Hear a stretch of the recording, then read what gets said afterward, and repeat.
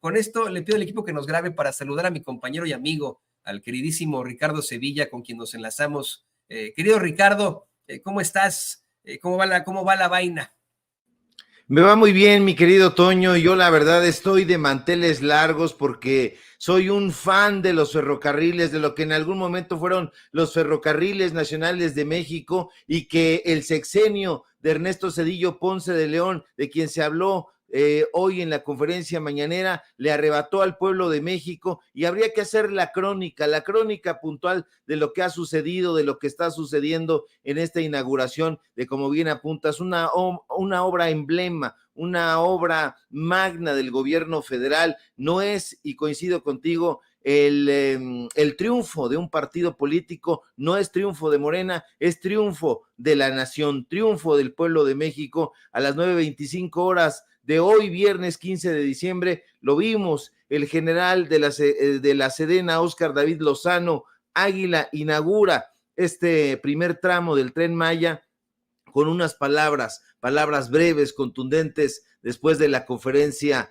mañanera ahí en San Francisco, Campeche, como ya bien apuntabas. Vemos imágenes de la estación de San Francisco en donde se visualizan, y qué emoción verlas, trenes, taquillas, parte de la obra, establecimientos comerciales. Es un triunfo sin duda. Los mismos representantes de las empresas constructoras no pueden calmar la felicidad que los embarga, y dirán en la derecha, no, pues cómo no van a estar felices si hubo mucho dinero. No, nada de eso. Hubo un trabajo bien meticuloso, un trabajo bien cuidado, mano de obra, mano de trabajo mexicana, comunicación directa con el gobierno federal, los contratos abiertos, y bueno, ahí es un festival, la verdad. El día de hoy es un momento histórico, insisto, es la recuperación de lo que en algún momento fueron los ferrocarriles nacionales de México. Hemos estado escuchando muy atentamente la conferencia mañanera, viéndola desde hace tiempo ya también, dando estas primicias sobre el avance de esta obra capital. Y bueno, pues ahí está Óscar David Lozano Águila. Es, insisto, un proyecto que fortalecerá el ordenamiento territorial allá en el sureste mexicano. Va a potencializar sin duda la industria turística, pero sobre todo va a ayudar, como bien apuntaste, querido Toño, a generar empleos para la gente, una derrama económica que va a incrementar ahí el potencial de esa región, sin hablar desde luego de la conectividad en toda el sureste, particularmente la península de Yucatán. Va a mover carga, va a transportar pasajeros, en fin, va a conectar, como dijo el presidente López Obrador, el mundo maya, esa gran cultura mesoamericana. 5 estados del sureste mexicano, se van a reducir tiempos, costos, transporte de mercancías, pasajeros, turismo, en fin, es un festival, mi querido Toño. Estamos hablando en estos momentos con el queridísimo Ricardo Sevilla, usted lo conoce, gran escritor, gran periodista aquí en Sin Censura, nuestro investigador de Sin Censura. Y querido Ricardo, le voy a pedir al equipo que nos grabe, porque me he estado dando cuenta en los medios de comunicación corporativos como Reforma, como El Universal, la cada vez más empanizada revista Proceso, por referirme al Partido Acción Nacional, claro está, están llevando esta nota, pero vamos, destilando lástima y vergüenza. La nota del Tren Maya. La mayoría de estos personajes, pues chayoteros en los medios corporativos, están diciendo que es una obra inconclusa, que no hay nada que celebrar, que se está inaugurando un tren a medias. Esto porque es el primer tramo entre San Francisco de Campeche y Cancún. Ya se había advertido desde hace algún tiempo que la inauguración del segundo tramo sería en la víspera de Año Nuevo, el 31 de diciembre, y el último tramo sería inaugurado en febrero, como se han venido dando, obviamente, inauguraciones monumentales alrededor del mundo siempre, por partes en este tipo de circunstancias, especialmente al hablar de un tren. Yo lo que le preguntaría a esos infames es si en algún momento de los sexenios pasados cuestionaron a alguien como Enrique Peña Nieto o como Felipe Calderón por haber inaugurado hospitales que en la fachada pues se veían muy bonitos, pero por dentro eran meras obras negras, no tenían nada adentro. Esa sería mi pregunta, porque hoy vemos un manejo muy despreciable, una vez más, de esos medios de comunicación que te digo, ya ahora más que indignación, creo que están causando lástima entre la gente, Ricardo. Sí, el descrédito será el distintivo de esos medios de comunicación que en algún momento, y lo hemos conversado ampliamente, tuvieron un papel estelar en la historia periodística de este país. Ya no lo son, la revista Siempre y su suplemento cultural se fueron a la basura de la mano de Beatriz Pajés. La revista Proceso se va a la basura de la mano de los hijos de don Julio Scherer García, y me refiero concretamente a María Scherer y a Julio Scherer Ibarra. La verdad es que dan muchísima pena. Ellos quisieran que se levantaran bardas, que se erigieran ese tipo de obras penosas, si obras se les puede llamar, como las que celebraron en el sexenio de Felipe Calderón. Por supuesto que hay que celebrar la inauguración del Tren Maya, no es una obra inconclusa, como bien apuntas, pues hay un calendario que se está siguiendo muy meticulosamente. El Tren Maya, no está de más subrayarlo, sí ofrecerá servicios de transporte para pasajeros, pero además para servicio de carga. Eso lo va a hacer muy importante. ¿Por qué? Pues porque va a ser eficaz y eficiente la transportación, pero adicionalmente va a liberar la carga vehicular en diferentes carreteras en 5 estados. Se van a reducir emisiones contaminantes. Eso se tiene que celebrar. Eso sin hablar también de las aportaciones a la economía, que este proyecto busca reactivar la economía de una región que ha sido soslayada históricamente en México. ¿Y cuál es esa región? La región del sureste de este país, la península de Yucatán. Va a haber nuevas áreas de oportunidad, no va a haber, ya las está viendo. Hemos estado nosotros atestiguando, en su momento fuimos incluso a hacer un reportaje sobre el avance de esa obra, y vemos que hay estas áreas de oportunidad, que hay empleo, que hay trabajo, que hay cosas que hacer. Y bueno, eso no lo van a celebrar, y mucho menos lo van a reportar en los medios de comunicación corporativos, porque ahí ellos lo que quisieran es que se sembrara única y específicamente chayote, aunque se espinaran. Así es, más que espinados, están acostumbrados a esas espinas del chayote, querido Ricardo. Me parece que tenemos más imágenes ya del interior del Tren Maya. No sé si nos puede informar don David. Le pido por favor al equipo que nos grabe. David, ¿qué son estas imágenes que nos va a proyectar? ¿Son imágenes en vivo? Cuéntenos, don David. Sí, como pueden ver, es dentro del tren. Está ahí una imagen donde están grabando mientras el tren está ya en camino, y hay otra donde está llegando el presidente, que ya lo pasamos anteriormente, donde está entrando al tren, que también ya lo tenemos el video solo, si también gustas transmitirlo una vez más. Pues sí, son momentos históricos, querido Ricardo, querido David, estamos viendo en estos momentos la transmisión desde el interior del Tren Maya, en este tramo que va entre San Francisco de Campeche hacia Cancún. Y bueno, ¿qué le parece si revivimos estas imágenes? Imágenes de cómo llega el presidente, cómo aborda el llamado jaguar rodante, y cómo es que se inaugura finalmente el Tren Maya.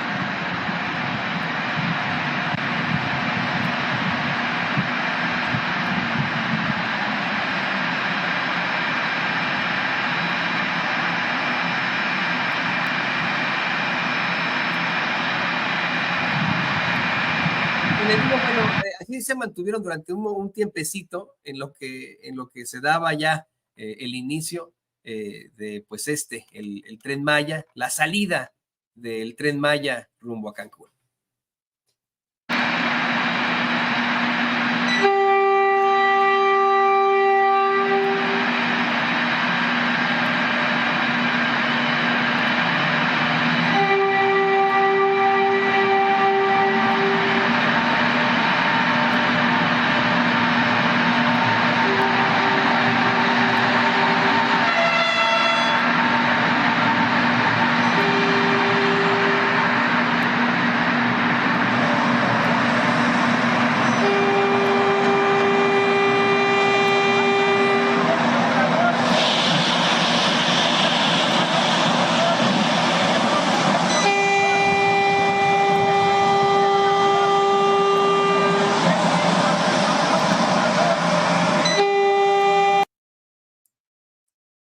Bueno, por cuestiones de origen se perdió la toma, no sé qué pasó por ahí, si perdimos por allá a don David, pero fíjate Ricardo, cómo es que al principio de la mañanera, cuando se menciona que le preguntaron al presidente López Obrador, le preguntaban a él cómo iban a paliar la crisis durante la pandemia, él respondía, pues en todo caso, con obras de infraestructura, vamos a hacerlo con trabajo, y fue lo que no le creyeron. Durante mucho tiempo pensaron que México se iba a ir por el caño con la pandemia. Los conservadores hasta cierto punto celebraban nuestra tragedia, siguen ellos hablando de los muertos en este periodismo carroñero, y de pronto vimos cómo es que México se recuperó en V, cómo es que el peso se estableció de forma fantástica en cuanto a su fortaleza frente al dólar. Hoy rondan los 17 pesos por dólar, muy distinto de lo que ocurre en estos momentos en Argentina. Y lo que hoy señala el presidente López Obrador es que el Tren Maya es hasta cierto punto pues un ejemplo de la grandeza de México. Sé que suena incluso, ¿no?, a frase hecha y etcétera, pero menciona algo que a mí me llamó mucho la atención y que efectivamente hasta cierto punto nos ha causado a los mexicanos mucho coraje y tal vez ese resurgimiento, ese despertar. Dice el presidente que durante mucho tiempo nos humillaron, nos ningunearon, nos quitaron no del todo nuestro orgullo por la grandeza cultural de México y que se llegó a decir que éramos bárbaros, que nos trajeron la civilización y que esto se llegó a aceptar. El presidente, bueno, dice, bueno, ahora vemos este tipo de mega obras a nivel mundial que son parteaguas de cualquier tipo de circunstancia como el Tren Maya. Vemos un presidente López Obrador dando un consejo al pueblo argentino que hoy se enfrenta a un estado represor que ya lo amenazó de no protestar a cambio de golpes. Vemos un líder mundial sin hacerle la barba, vemos a un líder mundial compartiendo esa grandeza de México al mundo, ¿no? Eso lo estamos viendo tú y yo, mi querido Toño, y muchísima gente, el pueblo llano, pero no lo están viendo en las cúpulas del poder, no lo están viendo sus voceros, no lo están viendo en la falsa izquierda. Estaba yo leyendo ayer por la noche un tuit de Temoris Greco, este personaje que colabora ahí con Julio Astillero, un personaje de claroscuros, unos personajes que dicen que tienen empatía con la izquierda y que dicen que quedó a deber mucho el sexenio del presidente López Obrador. Yo no sé en qué estarán pensando, yo no sé en dónde estarán viviendo, pero a mí me deja completamente satisfecho este sexenio en lo que va y todavía le resta poco menos de un año. Ya desafortunadamente ya comienza a sentirse la nostalgia de la partida de Palacio Nacional del presidente Andrés Manuel López Obrador, un personaje con muchísimo carisma, pero además con muchísimo tesón y que está trabajando, que está ayudando a fortalecer esta economía, esta cultura, este país. En el asunto de las artes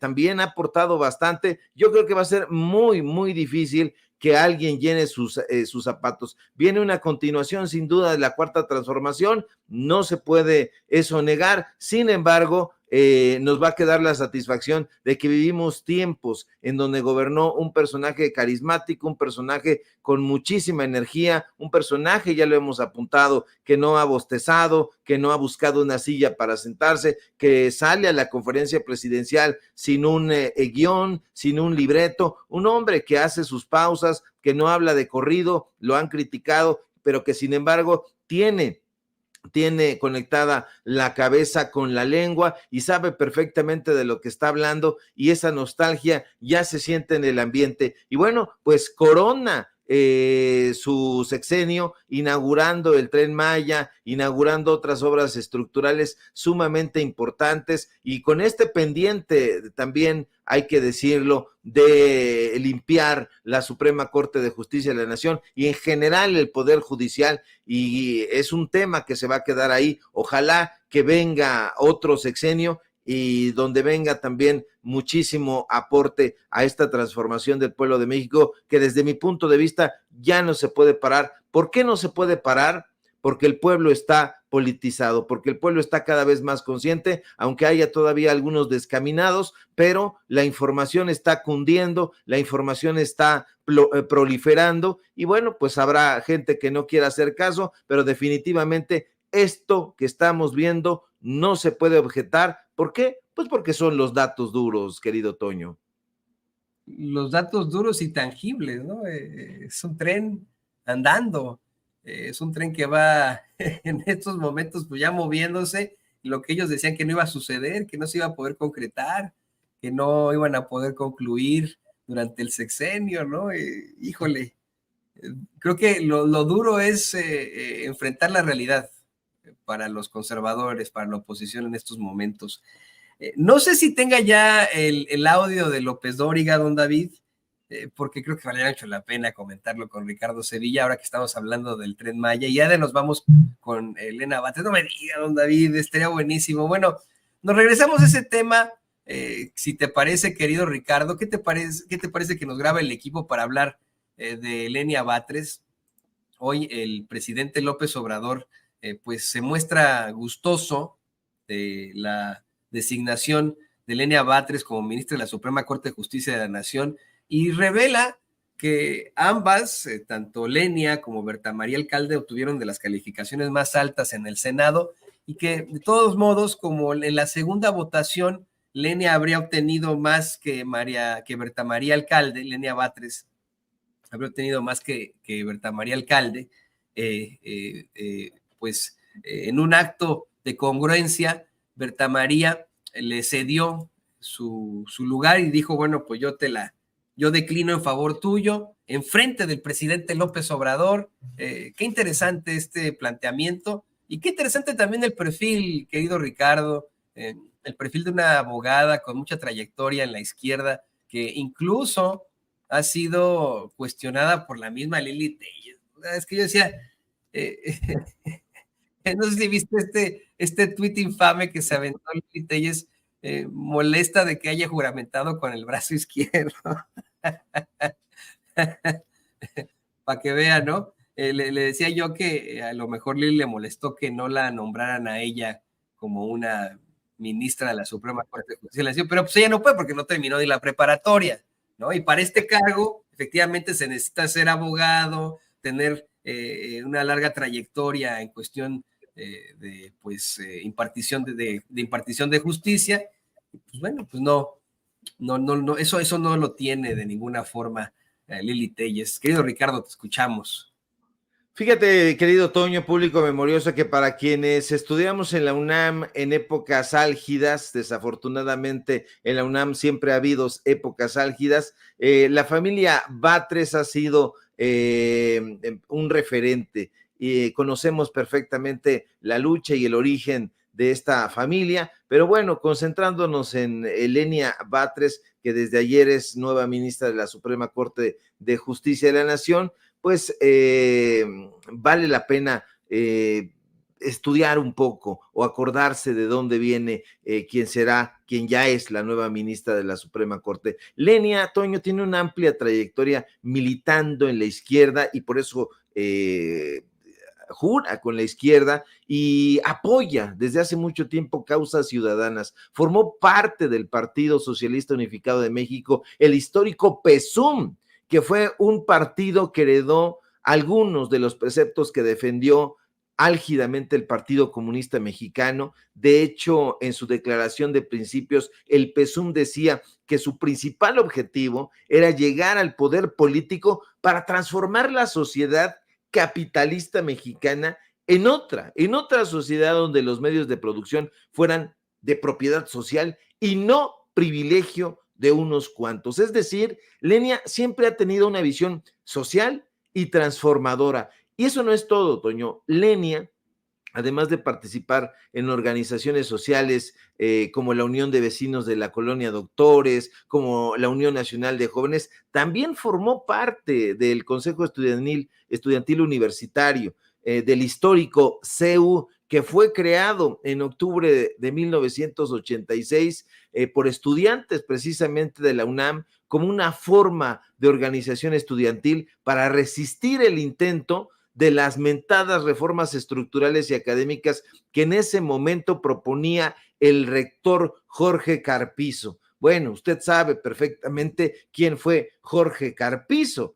Es decir, Toño, Lenia ha estado del lado de los estudiantes, ha estado en contra de las reformas estructurales que lesionan al pueblo, y eso no es todo. Lenia también formó parte de los 200,000 ciudadanos y ciudadanas que trabajaron como brigadistas en defensa del carácter público de la industria petrolera. Lo recordarás, en épocas del espurio Felipe Calderón. La nueva ministra de la Suprema Corte ha participado en diferentes movimientos de resistencia civil, y no alborotada, sino de resistencia civil pacífica, que en su momento encabezó el ahora presidente Andrés Manuel López Obrador.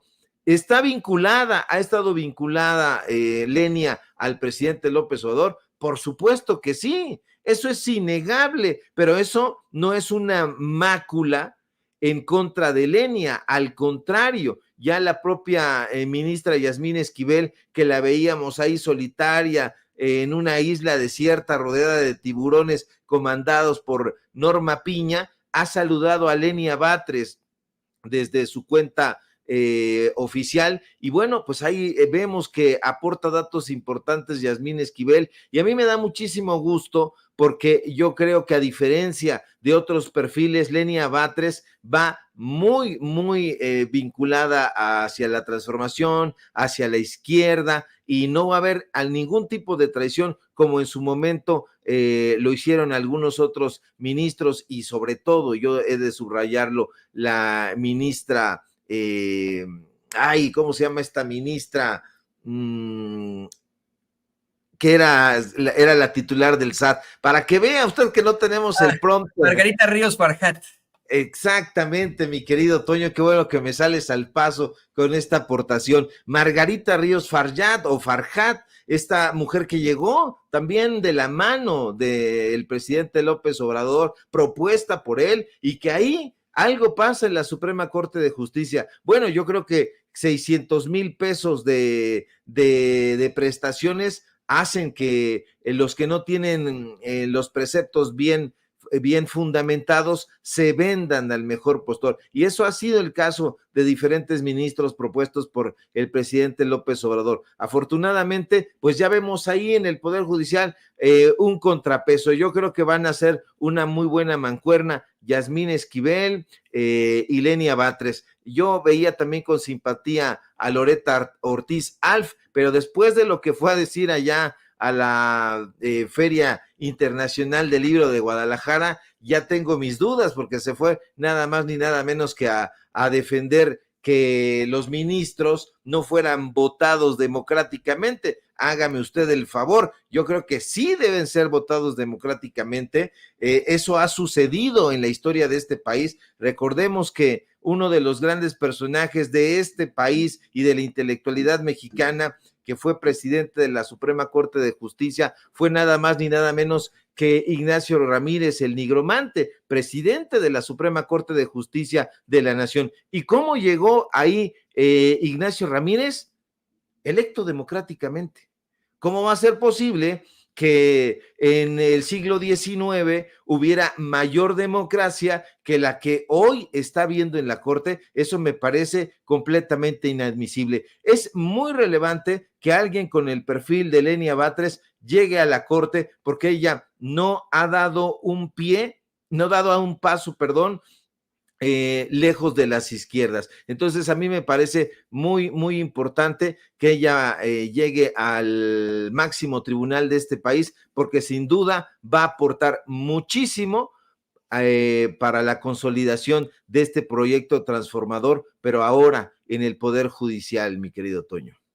Y no te me vayas, querido Ricardo, este análisis fue muy interesante en cuanto a la cuestión del Poder Judicial y Lenia Batres, su trabajo que tendrá ahí en la Suprema Corte, pero nos había quedado pendiente este caso y creo que vale la pena platicarlo contigo ya para despedir este segmento con el escritor y periodista Ricardo Sevilla. Le pido al equipo que nos grabe, pues resulta que este hombre que durante mucho tiempo se ha detentado como el teacher de la información, pero que ha sido exhibido como un chayotero oficialmente, este sujeto que también ha demostrado su falta de capacidad en cuanto al idioma inglés, a pesar de que supuestamente fue corresponsal de guerra en Vietnam, que además fue exhibido por haber recibido millones y millones de pesos en publicidad oficial en sus empresas. Mire, no solamente por pasar los mensajes del gobierno de Enrique Peña Nieto, sino para escribir columnas y hacer mensajes editoriales en espacios radiofónicos. Un hombre que también ha expresado su claro resentimiento muy personal en contra de López Obrador en sus columnas, precisamente en sus editoriales, y que se la ha pasado de alguna otra forma hasta compartiendo fake news que después tiene que rectificar poniendo su carota. Me refiero, por supuesto, que a Joaquín López Dóriga, quien ahora salió a decir que él sí se va a subir al Tren Maya. Pues sí, ¿no? ¿Cómo no? ¿Tienes el dato, Sara Pablo, de cuántos kilómetros son de Campeche a Cancún vía Mérida? Son 632 kilómetros aproximadamente los que comprenden estos 3 primeros tramos que se van a inaugurar del Tren Maya, Joaquín. O sea, déjame hacer... De un total de 1.554. Sí, déjame hacer las cuentas, 54 son 2, 3... Bueno, nomás faltan 932 kilómetros. Okay. Así es. Gracias, Sara Pablo. Mañana pues el presidente inaugura el tramo Campeche-Mérida, Cancún del Tren Maya. Y yo les quiero decir que sí me voy a subir, pero lo quiero estrenar, ya después de tanto, ¿sí? Bueno. Después de tanto que, a ver, Joaquín López Dóriga, ¿cuándo cuestionó, insisto, que Enrique Peña Nieto hubiera inaugurado tantos hospitales cuya fachada era sumamente fastuosa, pero que estaban en obra negra por dentro? ¿Cuándo cuestionó eso? ¿Cuándo le preguntó a su corresponsal estrella, Sara Pablo, oye, en estos hospitales del Estado de México, ¿cuánto les falta para concluir la obra negra? Ahora haciendo este planteamiento bien infame de que faltaban 900 kilómetros. No, a ver, se está haciendo la inauguración por partes, ¿no? Y mira, a ellos les encanta decir que nos aventamos una maroma, pero así lo plantearon desde el principio. La inauguración del tramo Campeche a Cancún es hoy. La inauguración del siguiente tramo es en la víspera de Año Nuevo y la inauguración del último tramo es en febrero. Así lo han venido planteando. Pero ¿sabe qué? Más que maroma, más que cualquier tipo de infamia que podamos, en la que podríamos incurrir en la mente de estos sujetos, en este sexenio sí se va a inaugurar una obra completa, como ocurrió con el Aeropuerto Internacional Felipe Ángeles, el Aeropuerto Internacional de Tulum, el de Chetumal, como ocurre con las refinerías, vamos, you name it, ¿no? Ahí está. Y aún así, bueno, pues ahí tiene usted al chayotero mayor, al chayotero oficial decir, yo me voy a subir después de tanto que... ¿De qué está hablando? ¿Qué Pedro Gonzalo Sevilla? Pues desde tanto que la hizo de pedo, perdónenme ustedes la exabrupto, pero después de tanto que la hizo de pedo, pues ahí va a terminar mordiéndose la lengua y se va a subir al Tren Maya. ¿Quién no quiere subirse al Tren Maya? tenemos que reconocer, además el tren, híjole, está recuperando una tradición importantísima. Fíjese, público memorioso, Toño, que el otro día estaba yo platicando con alguien que trabajó durante toda su vida en Ferrocarriles Nacionales de México y me estaba enseñando un libro, ojalá en algún momento me lo pueda prestar para mostrárselo yo, todas las líneas férreas que había en México, estaba completamente conectado, estaba conectadísimo México y eso poco a poco se fue privatizando, cuando no abandonando. Hoy mismo, si usted va aquí cerca a Santa María de la Ribera en la Ciudad de México, se va a dar cuenta que ahí por donde está el puente de Nonoalco, están unas vías y hay una ciudad perdida ahí. Entonces eso se abandonó, eso no le importó al Grupo México, tiene una de las mayores concesiones ferroviarias, recuperar esa parte, no le importó, simple y sencillamente cerraron los ojos y ahí en esa zona pues están las vías abandonadas, en algún momento los propios ferrocarriles en Pantaco estaban siendo habitados por personas de todo tipo. Entonces, no les importa a estos personajes, simple y sencillamente, pues tratan de dar una información completamente sesgada, pagada, y bueno, pues López Dóriga dice, yo sí voy a subirme al Tren Maya. Pues claro que se tiene que subir. ¿Por qué? Porque es rápido, porque es económico y porque es una obra que, pese a lo que él y sus cuates dicen, pues es una obra que va a tener muchísima conectividad, que hay comodidad y que recupera una tradición muy, muy importante. Además, ir viendo ese paisaje, y a nosotros nos consta, porque fuimos, mi querido Toño,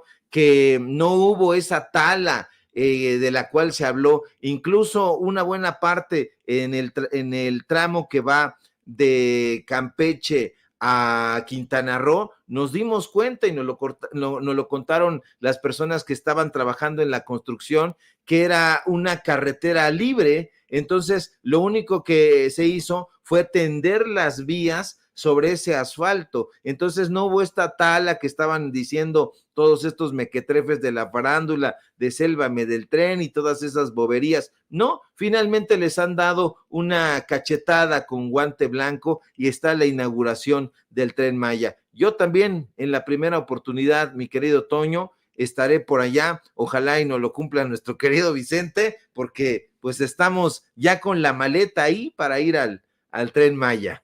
Yo quiero llevar hasta mis hijitos, querido Ricardo, me gustaría llevar a mis hijitos a que conozcan su país y que puedan subirse al Tren Maya. A ellos les gusta mucho el tren. Aquí en Estados Unidos sí hay, pero a ver en qué termina todo esto. Yo te quiero agradecer por este análisis tan interesante que haces hoy y siempre en Sin Censura, y te pido por favor que nos compartas tus redes sociales para pues escuchar siempre los datos duros, querido Ricardo. Claro que sí, al contrario, mi querido Toño, ha sido un gusto, pues esta emisión que es histórica, la inauguración 15 de diciembre de 2023 del Tren Maya, y pues ardidos están estos personajes. Yo les recomendaría vitacilina, pero es demasiado, mejor una pastita del azar, es más barata. Síganme por favor en mis redes sociales, en X, @SevillaCrítico, en Facebook, Ricardo Sevilla, así nada más. Síganme por favor en Paralelo 24, ahorita estamos ahí reacomodando el portal, pero aguanten, no se nos desespere, véanos por favor en los datos duros y desde luego aquí en Sin Censura, donde somos orgullosamente miembros. Te mando un fuerte abrazo, querido Vicente, a ti el público memorioso, a nuestro querido Vicente Serrano, y bueno, estamos al pendiente de la información. Claro que sí, querido Ricardo, ahí lo tiene usted, el escritor y periodista Ricardo Sevilla, siempre con estos análisis tan puntuales aquí en Sin Censura. Un abrazo, Ricardo.